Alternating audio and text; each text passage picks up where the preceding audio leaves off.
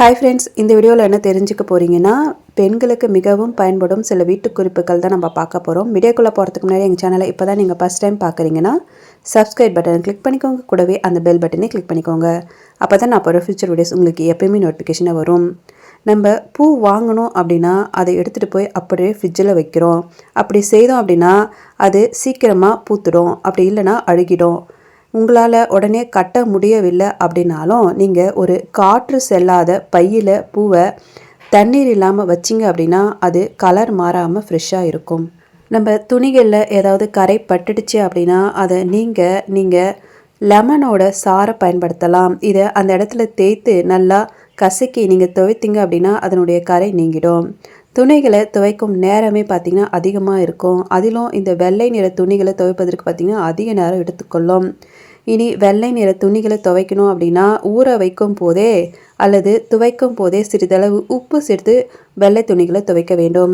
பூண்டு மற்றும் வெங்காயம் உரிப்பதற்கு அதிக நேரம் தேவைப்படும் இல்லையா? அதை நீங்கள் உரிப்பதற்கு முன்னாடி தண்ணீரில் கொஞ்சம் நேரம் ஊற வைத்து பின் உரித்தீங்க அப்படின்னா எளிதாக உரித்திடலாம். இட்லிக்கு மாவு அரைக்கும் போது அதில் கொஞ்சம் வெண்டைக்காயை சேர்த்து அரைச்சிங்க அப்படின்னா மாவு பஞ்சு போல மிருதுவாக வரும். சப்பாத்திக்கு மாவு பிசைந்த உடனே அதை ஒரு அரை மணி நேரத்துக்கு அப்புறமா சுட்டு பார்த்தீங்க அப்படின்னா அது மிகவும் சாஃப்டாக இருக்கும்.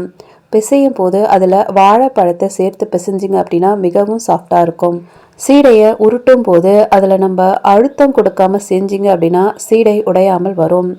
கதவு, ஜன்னல் போன்றவற்றை துடைக்கும் போது சமையல் சோடா கூட எலுமிச்சை சாறு கலந்து துடைச்சிங்க அப்படின்னா மிகவும் பளிச்சென உங்கள் வீடு மாறிடும்.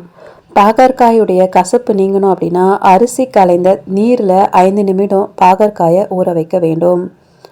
உங்களுடைய நகைகள் பார்த்திங்கன்னா அழுக்கடைந்து ரொம்ப கருமையாக காணப்பட்டுச்சு அப்படின்னா அதை நீங்கள் டூத் பேஸ்ட்டை கொண்டு நீங்கள் அதை தேய்த்தீங்க அப்படின்னா அதனுடைய அழுக்குக்கள்லாம் நீங்கி புதுப்பொலிவோடு மின்னும். கண்ணாடி டம்ளர்கள் ஒன்றுக்குள் ஒன்று புகுந்துருச்சு வராமல் இருக்குது அப்படின்னா கீழ் டம்ளரை கொதிநீரில் வைத்து மேலுள்ள டம்ளரில் மிக குளிர்ந்த நீரில் ஊற்றி சிறிது நேரத்தில் மேல் டம்பரை இழுத்தீங்க அப்படின்னா எளிதாக வந்துடும்.